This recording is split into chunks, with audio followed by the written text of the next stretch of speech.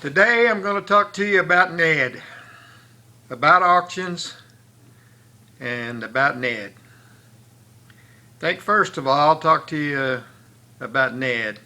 Ned is a imaginary character. Well, he's sometimes imaginary, and he has a basis basically from our family.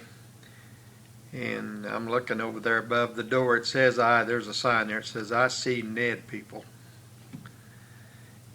In our family, I mean descendants of Hollis Mooneyham. Hollis Mooneyham was my dad. Ned, or someone named Ned, has had a place special significance in our family. When someone was a Ned, that meant something to us. And I'm not sure how it all began, but over the years it has become a thing. If you're a Ned, that means something. If you're part of my family and part of the descendants of my dad. Because he called people a Ned. And that meant that they weren't necessarily really bright, or that they made decisions that sometimes weren't the best decisions.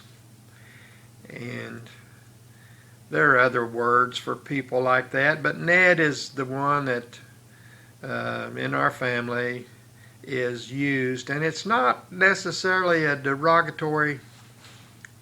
I mean, you wouldn't be you're not proud to be called a Ned, but it's not really a nasty or a bad thing to be called a Ned. It's kind of a family joke kind of thing, and if you were called a Ned by my dad or by, didn't mean that we didn't like you. It just meant you'd done something which caused us to think that sometimes the decisions you made weren't the best decision that could be made. And my dad and his business partner, my dad was a horse trader, and part of the time in his life he sold used cars for other people, and then there was a time in his life where he owned his own business, and he had a partner named Jack Gill, and they owned a used car lot and sold used cars.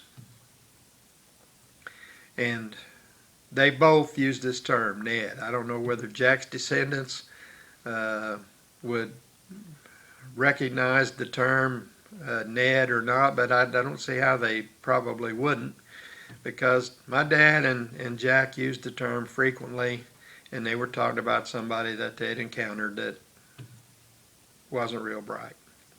Well, not too long ago, one of my great-grandsons brought me a little doll, and he was, I don't know where he got the thing, but he got it somewhere, and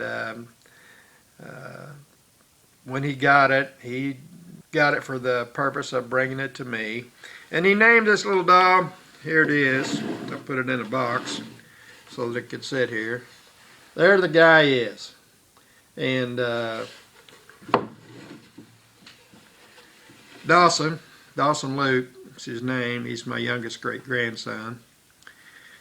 I think this is something that has to do with maybe Nebraska. He's got this little fella's got a N on his breast of his coveralls there, but Dawson named him Ned because of that N, and he took great pleasure in bringing me this doll and telling me that I was a Ned and here was my doll.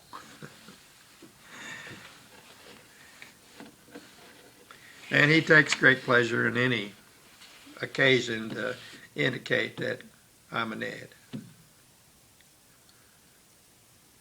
So this doll's been sitting in the house there up on the what we call the Colgan box for a while. I don't know, I may leave it up here for a while, but Anyway, that doll's not going anywhere because that's another reference in our about Ned in our family. And I think the original Ned, my dad and Jack Gill, his partner, when they encountered a Ned down at the car lot, after the guy was gone and out of sight, where he couldn't witness their carrying on, they would go on about what a Ned the guy was. Ned, first rater, I thought they were saying. And Rodney, what a Ned. Both of them said they just carried on and laughed and chuckled and slapped their knee and made a big issue out of someone being a Ned. And I don't know what the heck the Rodney had to do with it.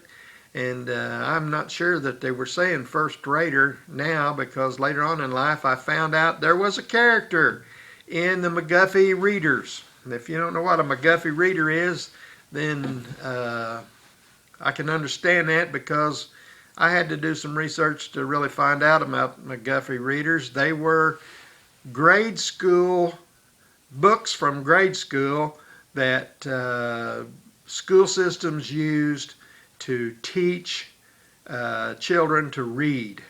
And they were the McGuffey first reader, the McGuffey second reader, and they got progressively more difficult and more elaborate to read the higher the number was. McGuffey Readers.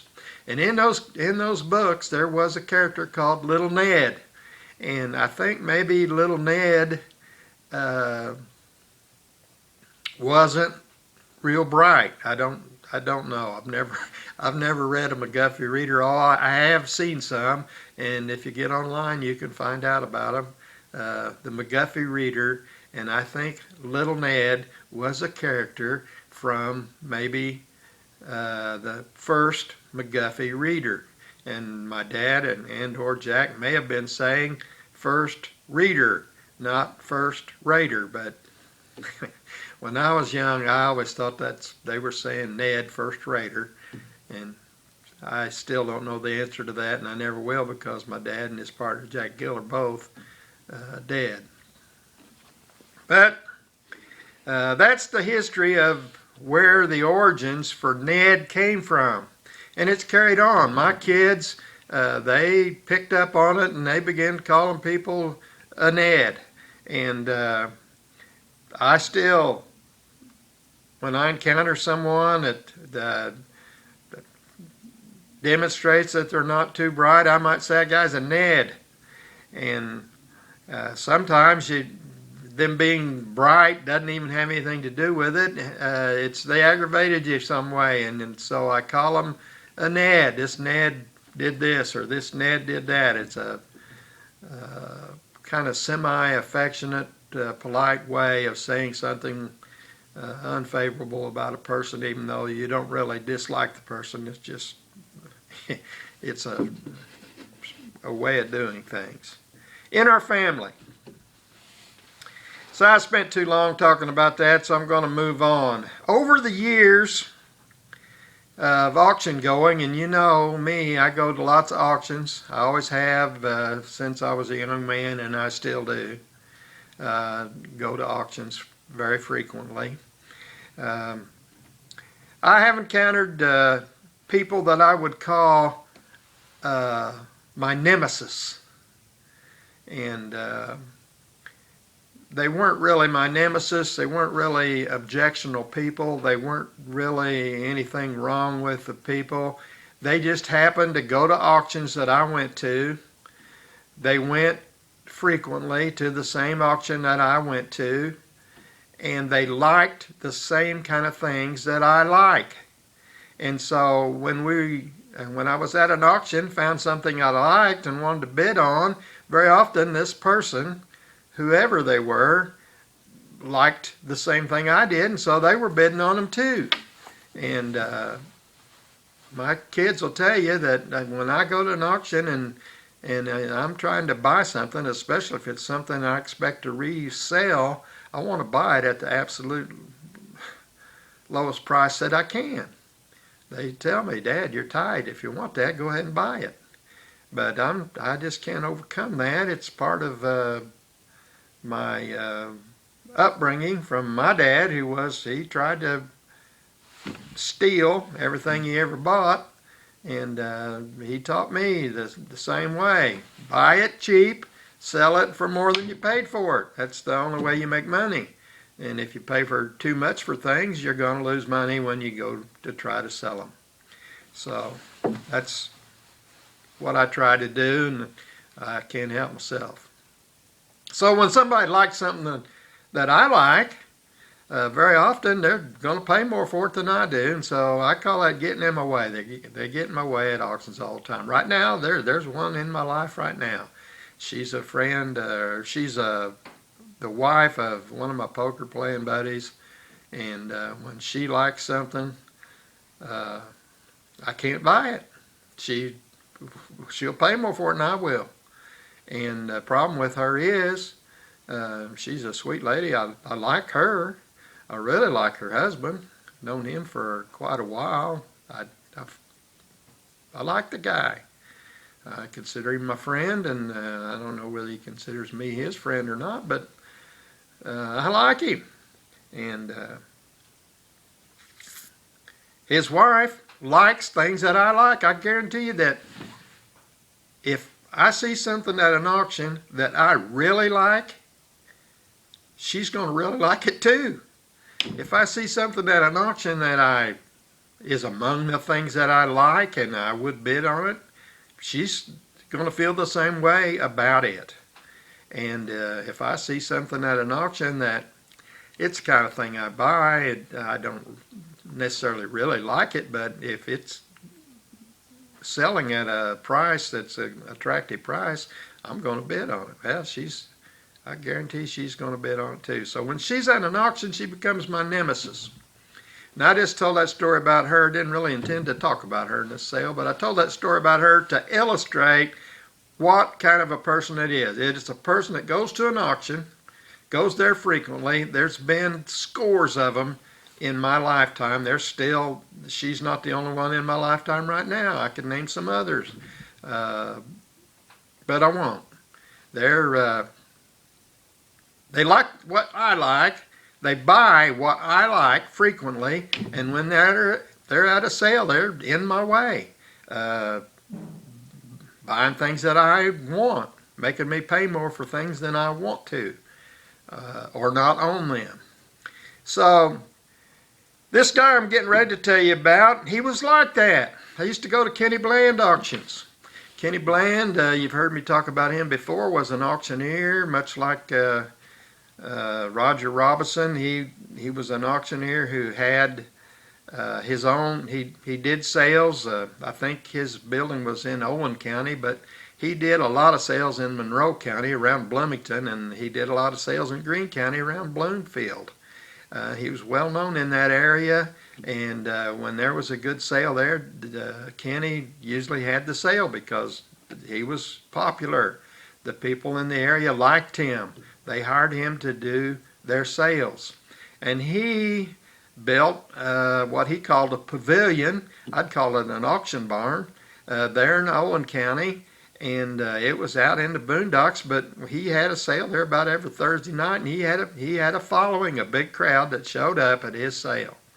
And his family was involved in his business, just like the Robinsons. His wife, in fact, I always consider her the brains of the Kenny Bland outfit. Her name was Sherry, and she was the cashier, and she was sometimes the clerk and sometimes a ring person, but she was involved in the business and was always there at Kenny Bland's auctions. He had children. I think the oldest boy's name was Doug, and sometimes he worked as a ring man, but he was around often enough that I knew who he was, and I knew he was Kenny's boy.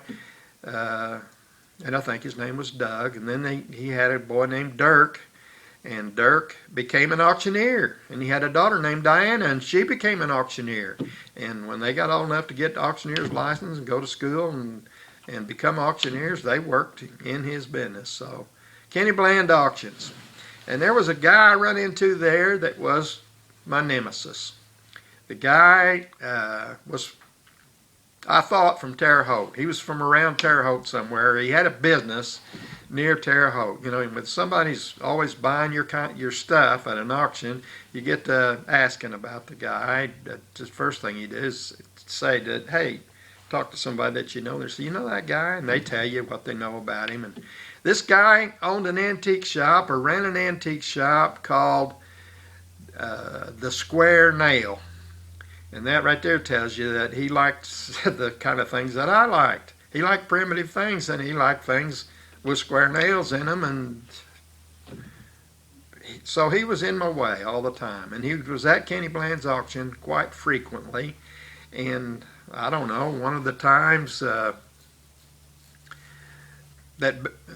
he was there, Betty had gone up there with me, and I told her, I said, there's that guy. There's the guy. That's the Ned from the Square Nail. That's what I said. The Ned from the Square Nail. That's what I referred to him as. So over time, when I'd go to Kenny Bland's, I'd come home, and most of the time when I went there, Betty didn't go with me. She don't like to go and sit through auctions. She likes to go and look around, but then she's ready to leave. And of course, if you're an auction goer like I am, you're not ready to leave. You're wanting to stay to the bitter end and try to get the bargains where most of the crowd's gone. But anyway, I'd go to a sale, and when I'd come home, and she'd say, did you buy anything, or how'd you do, or whatever, I'd say, you know, the Ned from Square Nail, he was there. Or it finally just got to be the Ned was there. He was in my way, bought everything I wanted to buy, and I'd describe some cool thing that I liked. There was one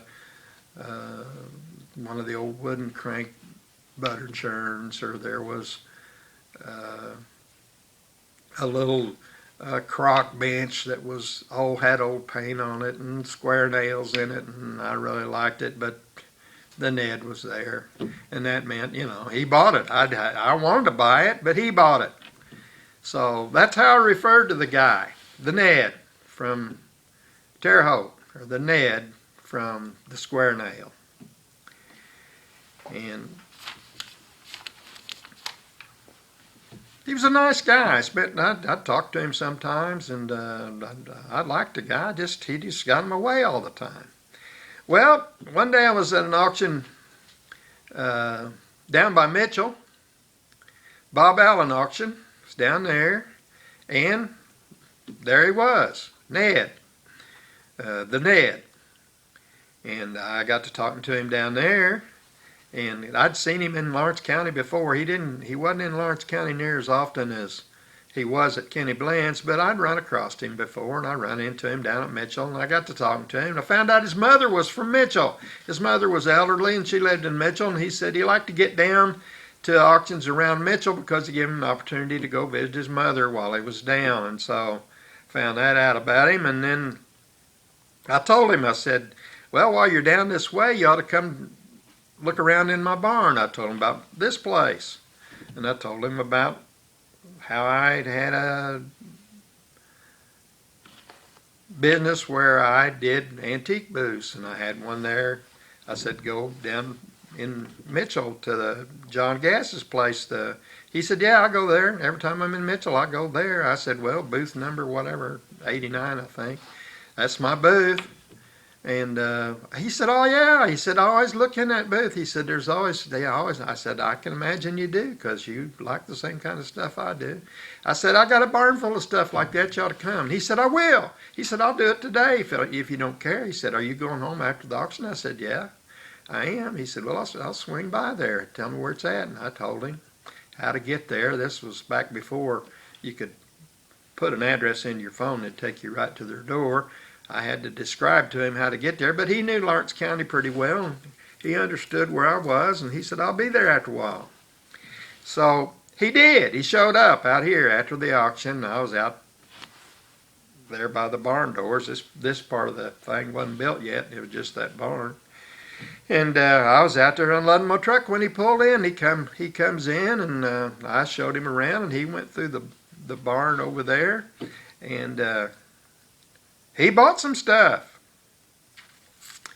he'd ask about this and asked about that, and when he got all done, he had I don't know, 5 or 6 things piled out there on his tailgate.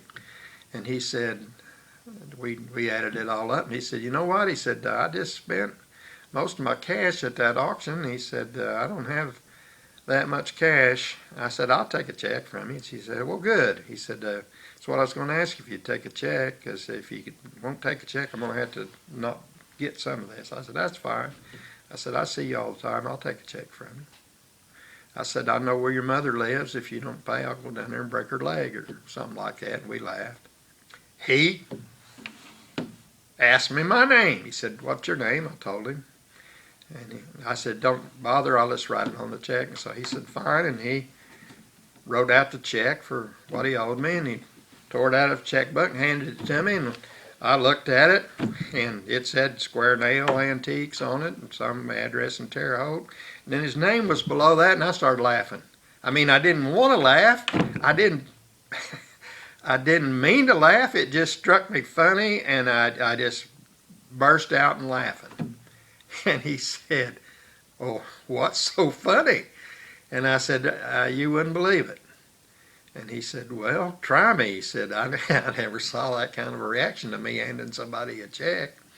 And I said, the only way I said, I hope that I don't offend you with this, but I said, I've got to tell you a little background to even tell you why this is funny. And I said, when I do, you could take offense at it, I don't know. But he said, no, he said, you can't hurt my feelings. So I said, I'm going to take a chance that you're telling me the truth, and you're going to see the humor in what I'm about to tell you. And I told him the whole story about Ned and my family's view of calling somebody Ned, and even the part about me calling him the Ned, and telling my wife that the reason I didn't get what I wanted at Kenny Bland's was because the Ned was there. And he thought that was really funny. And the reason that all this came about, the reason I laughed, the man's name was Ned. His name was Ned Pennington. And when I looked at that on that check, I couldn't help it. I started laughing, and then I tried to act like, tried to straighten up, but I couldn't. The more I thought about it, the funnier it became. So I had to tell him the whole story, and he got a kick out of it too. And after that, he came back 2 or 3 times after that and bought things from me. I don't know whether he's still even living or not. I think he was a little bit older than me, so he may be in bad health, or he may not be living anymore, or I'm sure his mother's not living. So she probably passed, and maybe he doesn't get down this way anymore. I mean, he's probably doesn't do the kind of things he used to do, and like me, he's not as young as he used to be. And so I don't know where Ned Pennington is, but that's the story of Ned and my family, and that's the story of a Ned that I ran across named Ned Pennington. And with that, I'm going to end this video here. I'm a hard times guy. You have a good day. Say bye to him, Ned.